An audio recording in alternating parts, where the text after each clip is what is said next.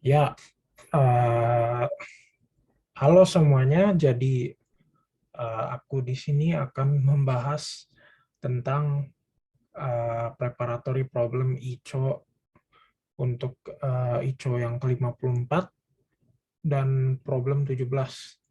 Di sini adalah total sintesis dari Hopanol.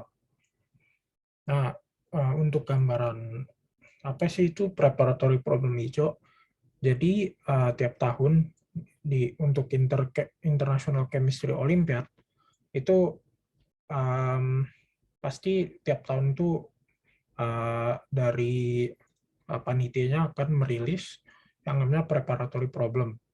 Jadi ini kumpulan soal dari uh, topik kimia, organik, analitik, fisik, inorganik, dan kira-kira itu bisa jadi gambaran untuk soal ICO yang akan keluar nanti. Soal ICO sebenarnya. Nah, jadi baru akhir-akhir ini dari panitia yaitu Nankah University baru merilis preparatory problem ICO yang ke-54 ini. Jadi kita akan membahas ini untuk topik kimia organik. Ya reminder, belum tentu jawaban aku ini benar. Jadi aku bahas sebisa aku. Jadi jika ada kesalahan mohon dikoreksi. Terima kasih. Oke, kita akan mulai. Untuk bagian pertama, draw the structures of 2 and 3. Kita harus gambar struktur 2 dan 3. Nah, NBS ini tuh ya, N-bromosuccinimide. Dan dari strukturnya kita tahu dia tambah Br. Dan kalau kita lihat di struktur yang kelima, kita tahu OCH3-nya ini tidak terjadi apa-apa. Tetapi ada sesuatu yang terjadi di CH3-nya ini. Jadi kita bisa simpulkan struktur 2 ini kemungkinan besar, kemungkinan besar seperti ini.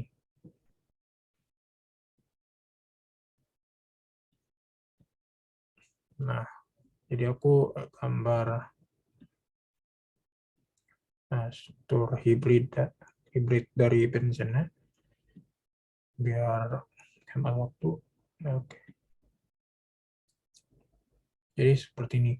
Kalau kita mau cek dari strukturnya, bisa di sini tentunya ada 6, 7, 8, 9, dan di sini ada 3, 6, 7, 8, 9, 10, 11.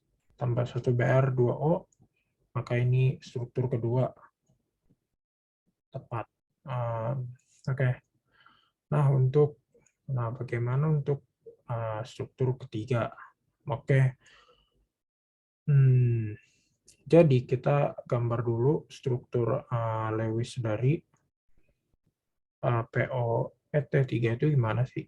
Jadi kita gambar kira-kira begini.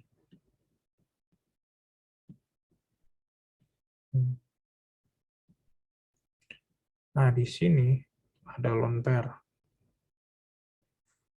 Jadi apa yang akan, jadi dari sini kita bisa tahu apa?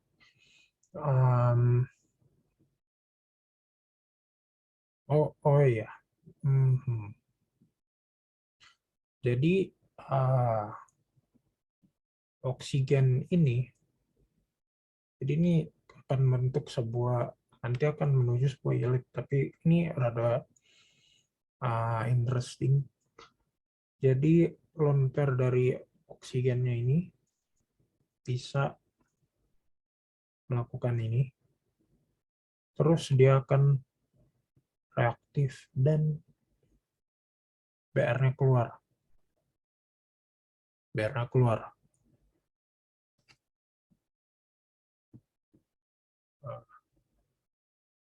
Jadi kalau ya BR-nya keluar. Jadi kita bisa gambar struktur dari reaksi barusan ini kayak begini.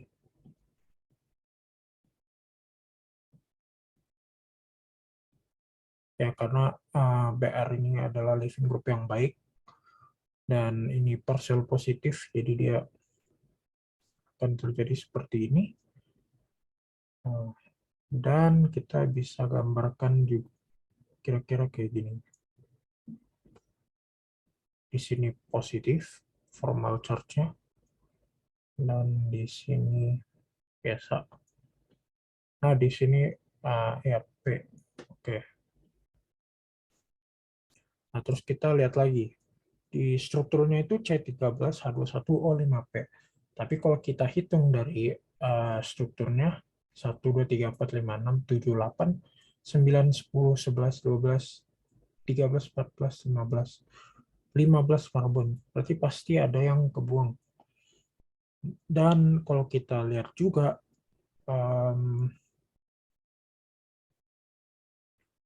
dan kalau kita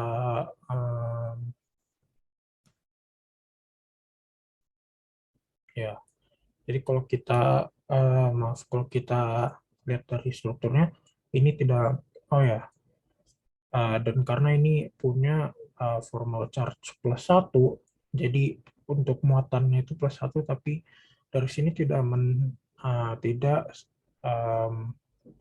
ngesuggest kalau dia itu kation, tetapi dia senyawa netral, maksudnya tidak punya muatan, ya muatan itu formalnya, maksudnya muatan total. Jadi apa yang akan terjadi? Nah, kemungkinan besar bisa saja terjadi kayak begini. Ini karena oksigennya positif. Nah, karbon ini sendiri itu bisa dibilang dia ya gitu lah, cukup partial positif untuk bisa diserang dan putus. Nah, jadi kita bisa gambar struktur dari struktur 3 ini sebagai ini. Oke, maaf, gambarnya yang tidak bagus. Oke, kira-kira begini.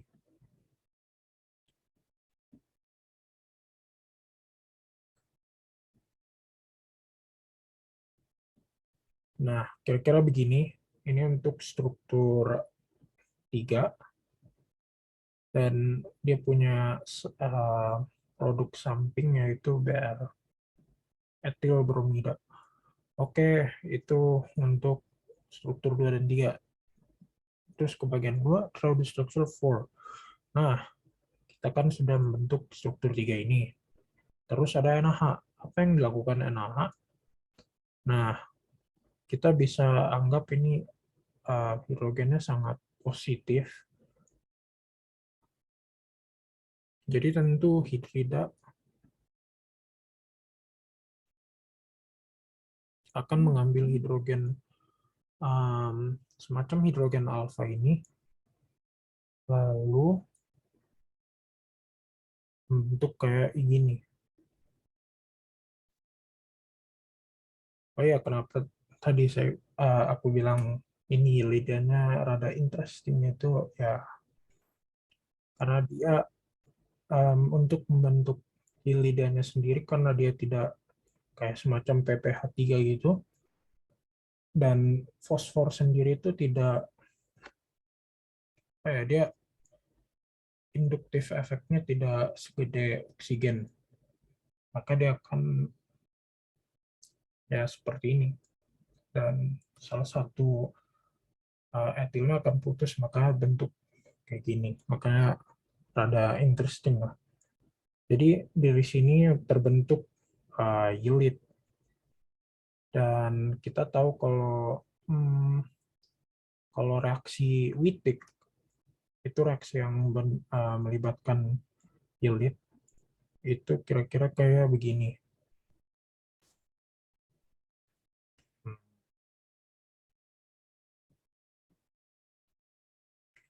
Nah, jadi dia apa ya? Oh, ini akan nyerang sini, dan nyerang sini. Sebenarnya untuk menggambarkan yieldnya itu yang lebih tepatnya itu kita gambar secara ionnya, formal charge-nya plus min. Walaupun itu bukan kontribusi resonansi yang bagus, yang terbaik, tapi ya kira-kira gitu. Jadi dia akan membentuk transition,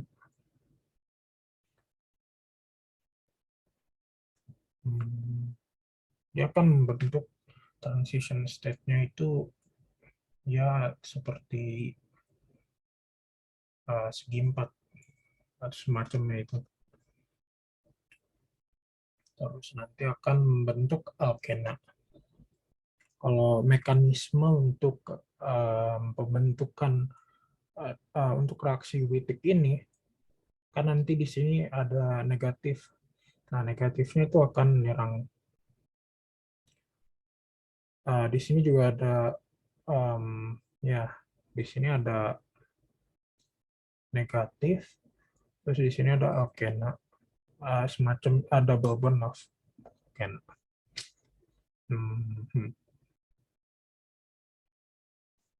Nah, terus ke sini, dan bisa menyerang untuk struktur 4 ini. Nah, bagaimana kita bisa tahu struktur 4 ini? Ya, kita bisa hitung aja retrosintesis buat tahu struktur 4 ini.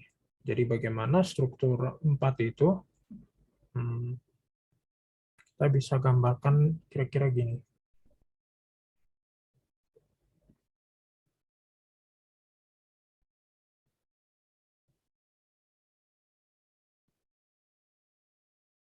Nah, ini kira-kira struktur 4 seperti ini.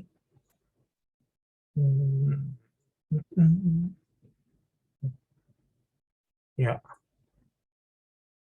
jadi nanti setelah membentuk yielded,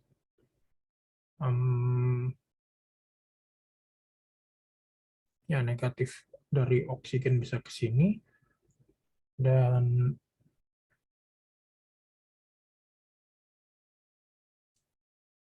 ini bisa ke sini, terus nyerang fosfor dan nanti keluar putus. Senyawa fosfornya ini dia akan bentuk ini. Jadi ini semacam milit. Jadi untuk bagian 1 dan 2 sudah.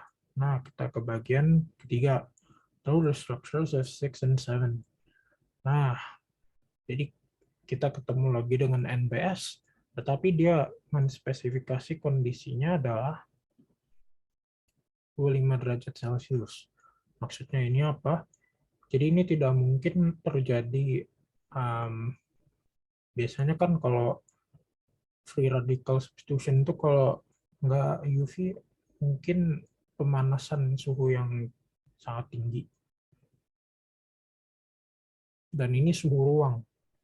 Jadi kemungkinan, dan kalau kita lihat dari struktur 9 ini, dia akan terjadi substitusi CH dengan CBr di sini. Ini juga diperkuat oleh kemampuan elektron donating dari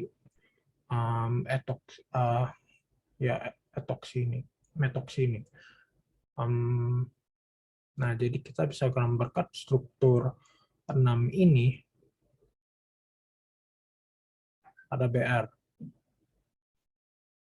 Nah, bagaimana dengan struktur 7? Nah, struktur 7 itu, jadi ini pembentuk semacam pembentuk organometalik. Jadi kita tinggal substitusi Br ini dengan Li. Dan di sini karbonnya sangat negatif, sangat nukleofilik. Jadi ini membentuk semacam intermediate yang sangat reaktif lah. Namanya organometalik, semacam ya organolithium compound. Jadi kayak Grignard tapi lithium. Nah, jadi kira-kira struktur 6 kayak begitu, struktur kayak begini, dan struktur 7 tinggal substitusi dengan Li. Kalau kita gambarkan kayak gini.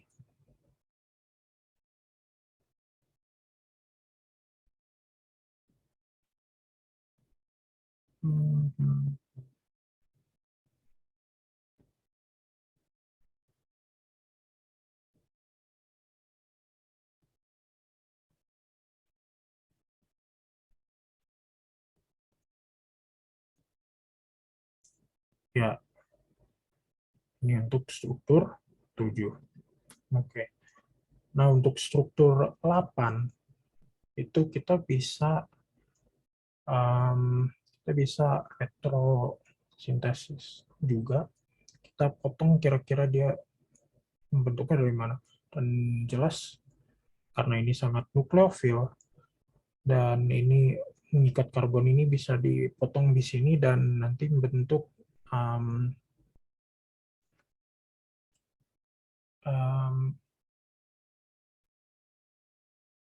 bentuk sinton yang di sini positif.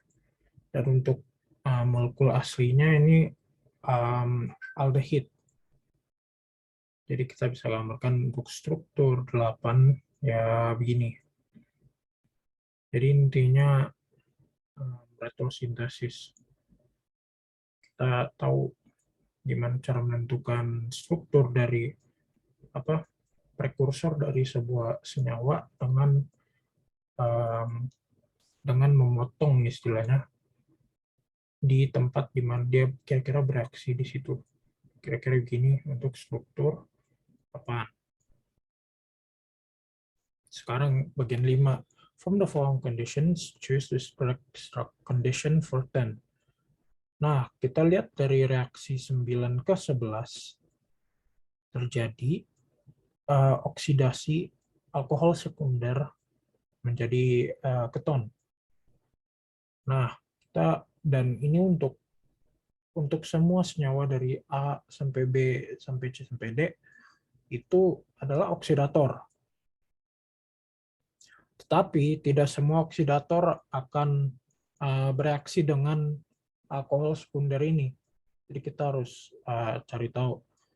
Untuk KMNO4H2SO4 itu acidified potassium permanganat, dia itu oksidator yang sangat kuat dan dia bisa mengoksidasi ya alkena, alkohol, aldehid. Jadi ya ini bisa. Terus DMP, desmartin periodinane, ini juga bisa mengoksidasi alkohol sekunder menjadi keton. Jadi ini ya. Nah, ini agen H32OH. Ini yang ada di reaksi Tollens. Jadi dia membentuk silver mirror dan ya dari tes Tollens itu hanya positif terhadap aldehid. Ya, karena untuk ya jadi AgNH32OH ini itu kompleks yang berperan dalam reaksi Tollens. Jadi oksidasi aldehid menjadi ya semacam karboksilat.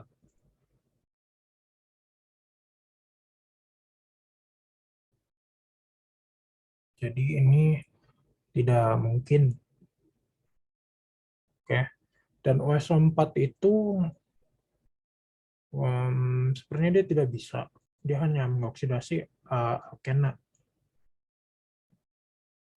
Biasanya alkena menjadi diol. Terus kalau dilanjutkan dengan NaIO4, sebuah oksidator yang sangat kuat juga, bisa putus cleavage. Gitu. Jadi kira-kira A sama B untuk 17,5. Nah, habis itu bagian 6. Choose the correct structure of intermediate for preparation from 11 to 12. Jadi kita harus lihat dulu strukturnya. Di sini dari sini ke sini kita bisa memperhatikan kalau dia membentuk sebuah cincin baru. Dan kalau kita hitung dia ada 1, 2, 3, 4, 5, 6, 7, 7 karbon cincin. Nah, dari sini kita bisa coba lihat kira-kira dia bisa membentuk 7 cincin itu dari mana.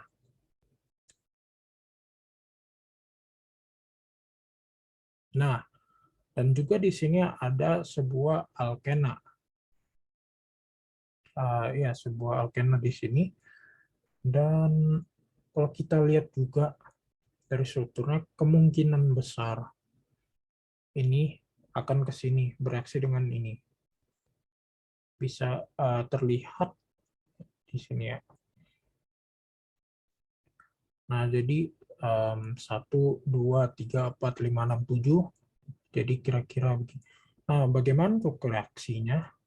Tentunya kita harus mencari tahu mekanismenya, pembentukannya itu bagaimana, supaya kita tahu mana yang jadi intermediate-nya.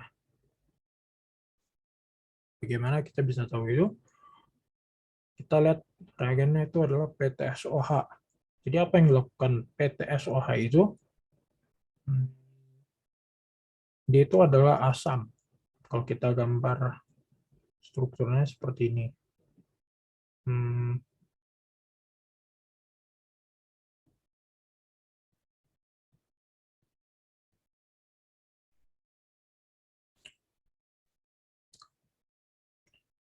Dia itu asam. Ini karena sulfur yang ditarik oleh dua oksigen ini membuat ikatan antara oksigen dan hidrogen ini sangat lemah, jadi dia gampang melepaskan dan deprotonasi.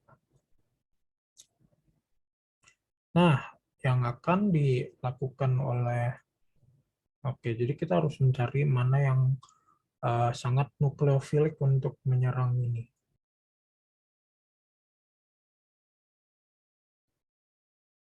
Dan kalau kita lihat, ini dia jadi OH, kemungkinan besar ya ini yang akan beraksi sebagai nukleofil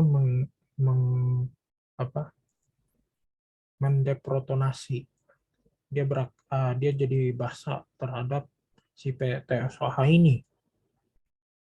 Alkena ini juga bisa, tetapi karena keton ini lebih kuat, maka yang akan menyerang ya keton. Dan PTSOH ini tidak sekuat asam kuat umumnya yang mungkin cukup kuat untuk menghidrolisis ether ini, ether semua ini. Makanya kita pakai PTSOH. Sepertinya begitu, jika tidak salah. Jadi, kita gambarkan.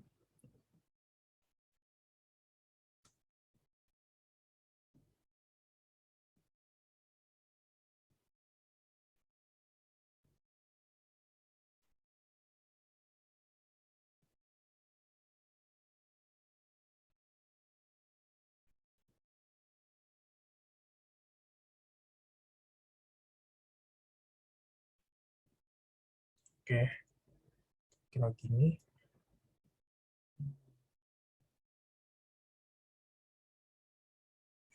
Ya, maaf tidak konsisten gambarnya. Tapi oke. Nah, kita tahu kalau gugus metoksi ini dia itu termasuk electron donating. Jadi kita harus bisa cari tahu gimana jalannya. Dan karena kemungkinan besar terbentuk ikatan karbon-karbon dari sini dan tidak mungkin dari bensin yang ini, jadi kemungkinan dari sini. Maka kemungkinan besar ini akan ya kemungkinan besar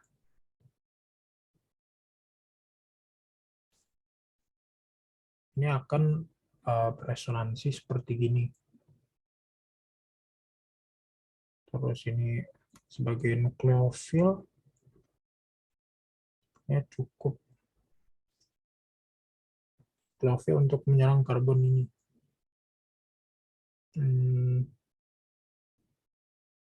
Sebenarnya aku kurang yakin ini, cuman dari kelihatannya sih sebenarnya kemungkinan begini.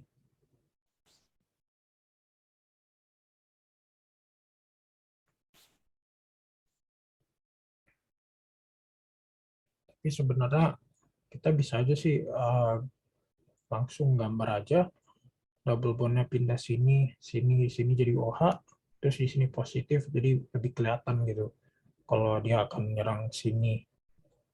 Ya bisa aja sih gitu. Nah, jadi kita tahu kalau dari ya oksigen yang dari sini akan melakukan electron donating. Dan kalau kita lihat mana struktur yang tepat 11A, 11B, 11C, jawabannya adalah 11A.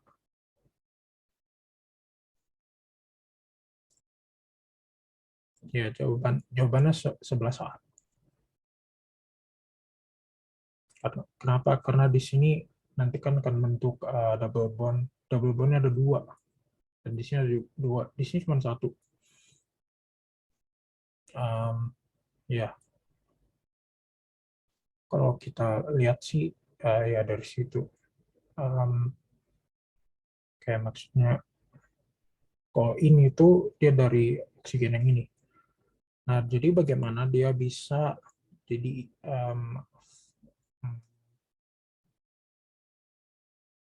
nah, bagaimana dari 11A ini bisa jadi sini? Nah, caranya, oke. Jadi kan tadi habis diambil hidrogennya, PTSO ini bisa cukup cukup basal lah istilahnya untuk ngambil hidrogen di sini. Jadi hidrogen di sini diambil, terus putus, dan akhirnya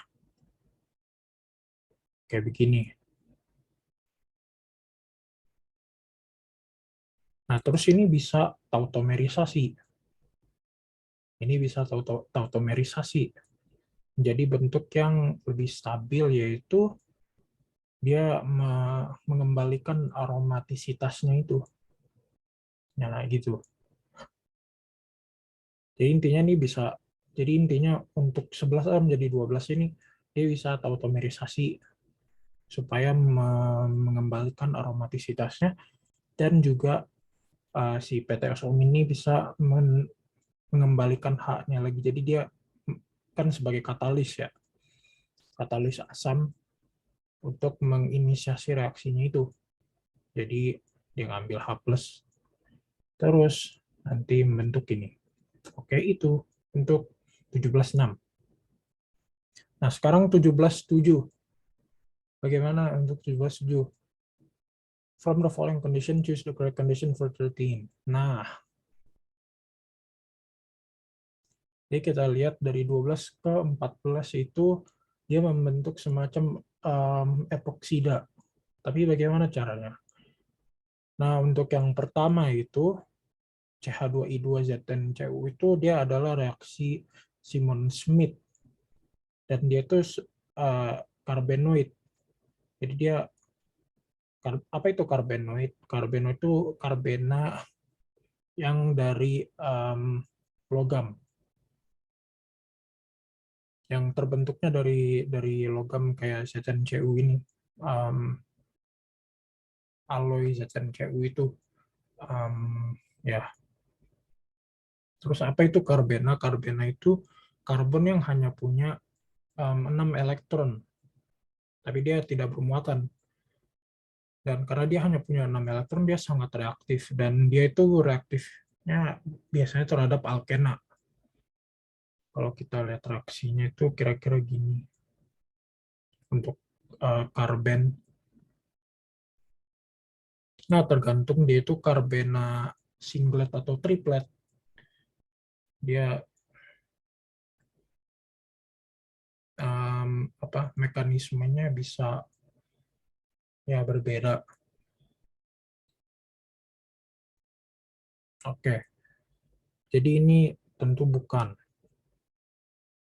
Untuk yang B, B itu adalah Wittig. Ya, B itu adalah Yelid. Jadi dia bisa bereaksi secara Wittig. Tetapi struktur yang dihasilkan itu nggak kayak begini. Jadi ini bukan. Jadi antara C atau D.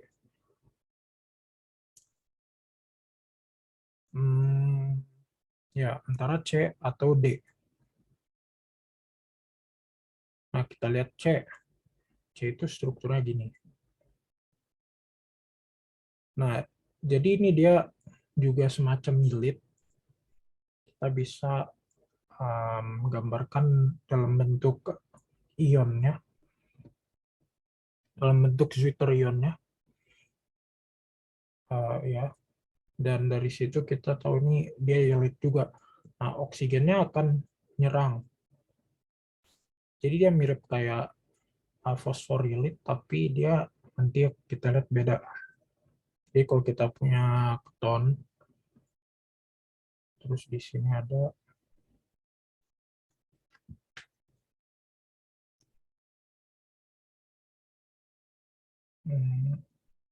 oh,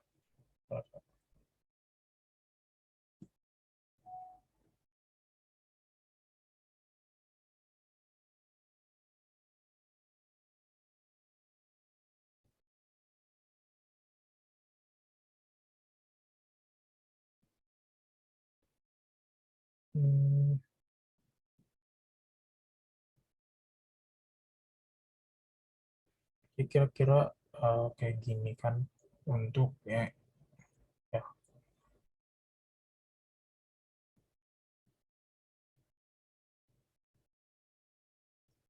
kira-kira kayak begini kan.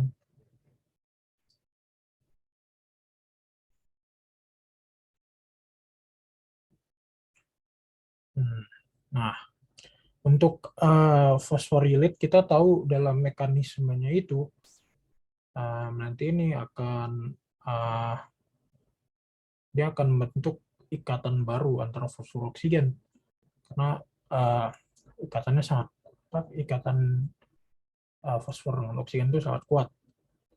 Nah, tapi ada perbedaan ketika kita pakai yelitnya itu bukan fosfor tapi sulfur. Nah, itu ada perbedaan.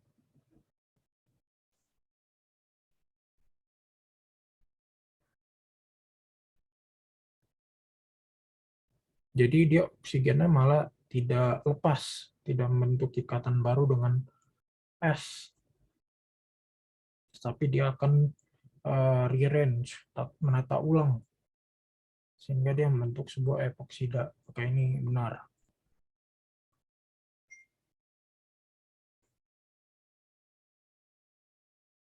Kalau kita gambar mungkin seperti ini, ya.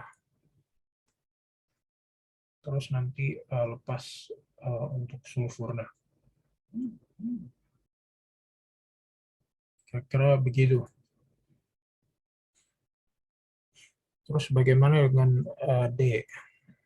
Kalau kita gambar strukturnya dia seperti ini.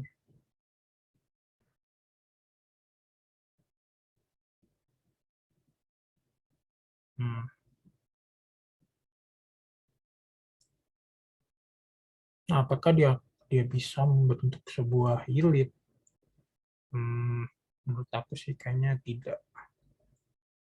Jadi kayaknya ini bukan, tapi ini bisa dikoreksi. Nah, sekarang struktur 17, 17-8 Raw Structure 15.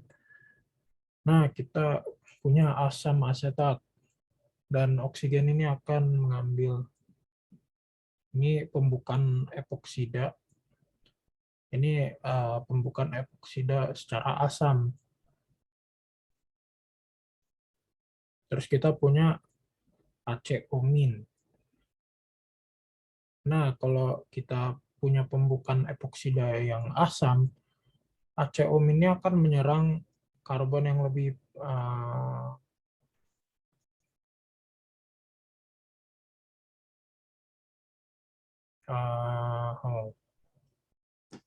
dia akan menyerang, sebentar, kita coba.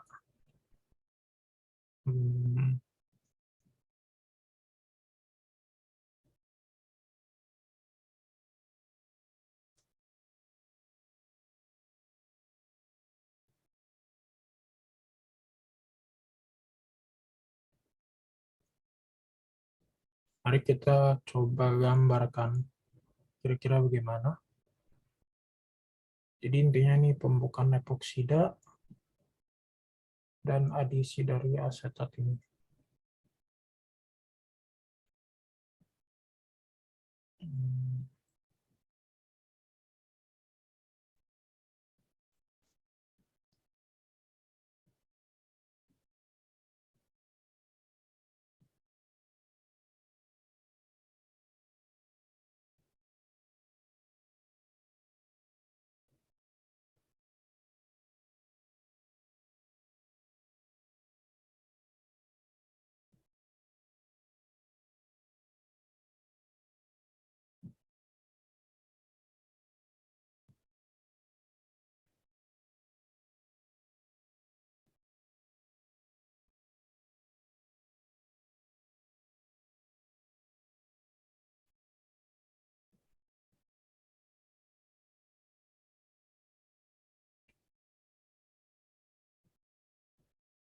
Ini biar cepat kita gambarkan R saja. 1, 2, 3. Ini ya. Jadi kita untuk memastikan kita bisa hitung. Di sini ada 1, 2, 3, 4, 5, 6, 7. 8. Terus untuk karbonnya di sini 27 ditambah jadi 29. Terus bagaimana untuk hidrogennya? Kita tambah 1, 29, terus di sini tambah 3, 32. Jadi kira-kira mungkin strukturnya begini. Atau dia ada semacam rearrangement. Maka mungkin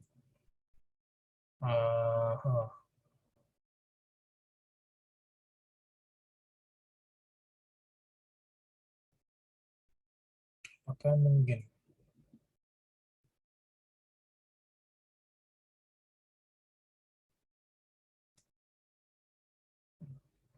jadi mungkin bisa dikoreksi mungkin untuk struktur 15 ini kira-kira harusnya bagaimana.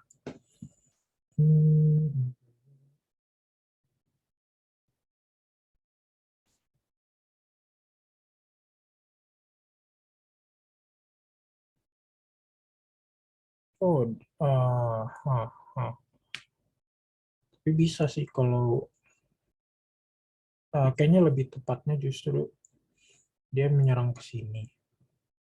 Karena ini lebih apa ya, lebih terstabilkan.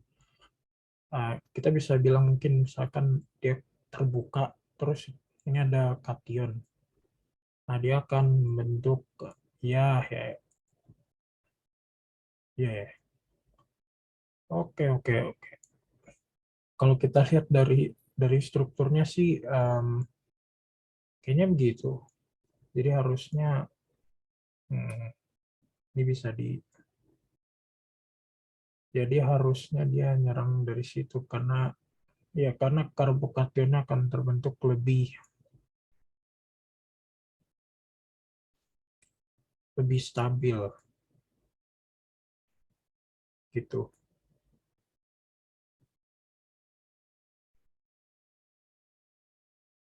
Maaf gambarnya. Oke. Jadi harusnya dia kayak gini.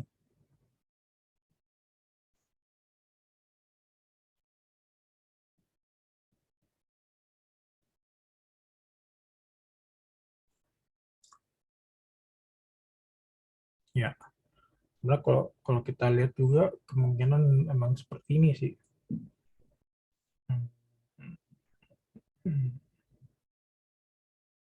Kira-kira kan 3 step ya.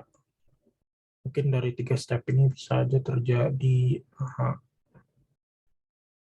ya reduksi mungkin. Karena kalau hidrolisis kemungkinannya akan terhidrolisis juga. Dan ya habis itu bereaksi dengan ini. Oke, kita lanjut untuk 17.9, draw the structure of 18. Nah, bagaimana struktur 18 ini? Nah, NaClO2 itu dia juga oksidator yang cukup kuat.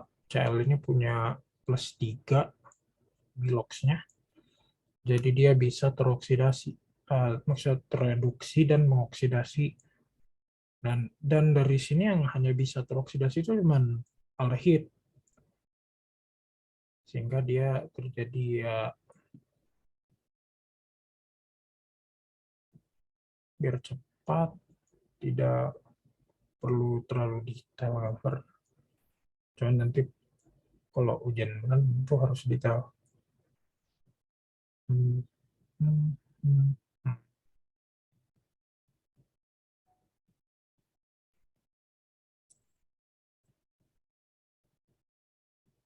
Satu, dua,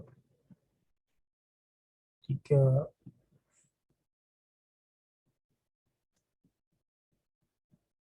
Ya kira-kira begitulah.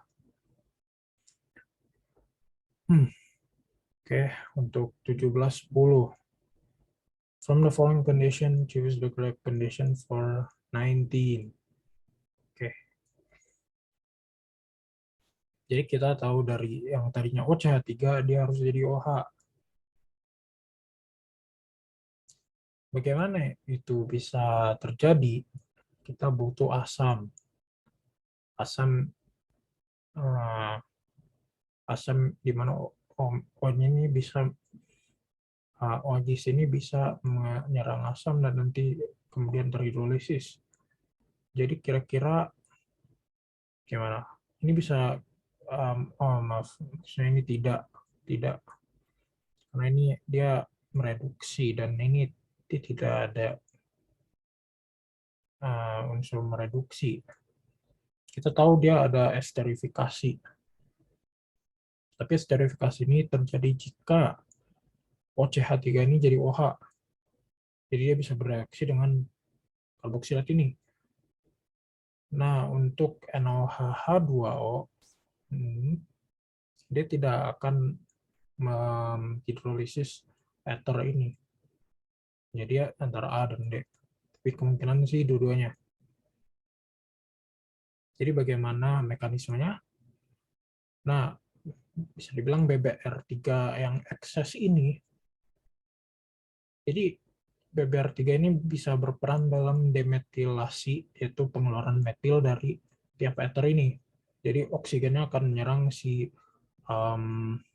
boron yang punya orbital kosong, sehingga dia sangat asam Lewis. Nah, dan dari situ dia akan BR-nya putus, terus nanti dia bisa terhidrolisis biar jadi OH. Hidrolisisnya pakai H plus H2O itu. Nah, dan dari situnya sendiri melalui katalis asamnya sendiri dia bisa melakukan esterifikasi. Jadi maka jawabannya D. Gitu.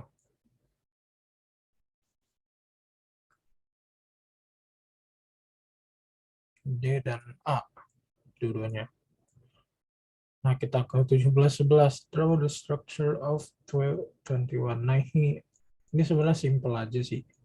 Simple aja. BNBR itu apa sih? BNBR itu kayak gini. PN itu adalah kepanjangan dari benzil. Jadi strukturnya kayak gini. Jadi apa yang akan dilakukan? K2CO3 ini basa. Basa akan ngambil hidrogen yang cukup asam, yaitu hidrogen dari fenol ini. Nah, dia kan jadi omin. Omin itu nukleofil yang kuat yang akan menyerang partial karbon yang partial positif ini. Terus Br keluar dan dia mensubstitusi. Si benzil ini mensubstitusi, jadi dia namanya ya, OBN.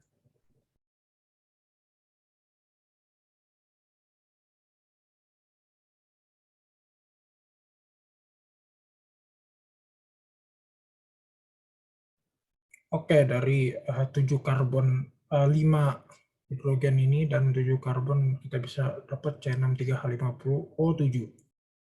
Jadi tinggal diganti H-nya ini dengan BN. Dapat struktur 21. Jadi ya mungkin aku nggak akan gambar, soalnya rada ribet strukturnya. Jadi kira-kira begitu. 17-12. Choose the correct rule of steric ammonium nitrate for the preparation from 21 to 22. Jadi dari OBN ini kita dapat ini. Bagaimana itu bisa terjadi? Jadi apa fungsinya si benzil bromida ini? Dia itu sebagai protecting group. Itu memproteksi supaya OH-nya ini tidak terjadi reaksi lanjutan. Jadi ya bagaimana? Jadi ya makanya itu ditambahkan BN. Sekarang apa fungsinya dari CN ini? Oke. Oke. Nah, kalau kita lihat dari keempat gugus fenil ini, kita lihat yang satu ini rada aneh. Yang kita bisa coba pikirkan ada kemungkinan ketika ini semua terproteksi dengan gugus BN, di sini sepertinya terdeproteksi. Makanya dia bisa hilang aromatisitasnya. Jadi dia kan kalau deproteksi itu dia jadi omin. Terus ke sini, ke sini. Jadi gitu. Dari sini itu ya.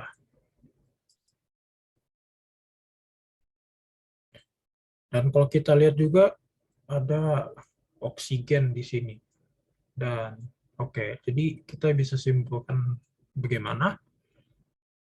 Nah, steric ammonium nitrate ini dia adalah oksidan dan deprotection reagent. Apa dia oksidan? Dia itu bisa mengoksidasi gugus CH ini menjadi ya keton di sini. Tapi terutama CH yang berada di benzil, benzilik gitu. Kan di sini nih, ini benzilik ya. Karena dari sini. Apakah dia Lewis katalis? Bukan. Lewis katalisnya itu udah ada di sini, BCl3. Dan Lewis katalisnya ini yang kenapa nanti dia terdeproteksi lagi ini. Ya, jadi dia oksidan sehingga dia bisa jadi CO, dan dia juga deprotection reagent. Makanya nanti ini salah satu OBN-nya itu akan terdeproteksi dan membentuk sebuah struktur kayak begini. Dia akan beresonansi membentuk seperti ini. Dan mungkin juga ya, OH-OH-nya ini ya tapi aku kurang yakin sebenarnya. Cuman kemungkinan itu reductant tidak mungkin karena tidak ada yang terreduksi. Lewis catalyst-nya itu ya BCl3 tentunya. Nah, itu. Nah, jadi sudahlah kita kelar menyelesaikan membahas satu permasalahan dalam preparatory problem ICO. Semoga bermanfaat. Mohon maaf bila ada kesalahan. Jika ada kesalahan pada jawaban, mohon dikoreksi. Karena untuk solusi dari preparator problem ini belum ada. Jadi ya aku udah mencoba membahas satu soal ini. Nah, terima kasih. Sampai jumpa.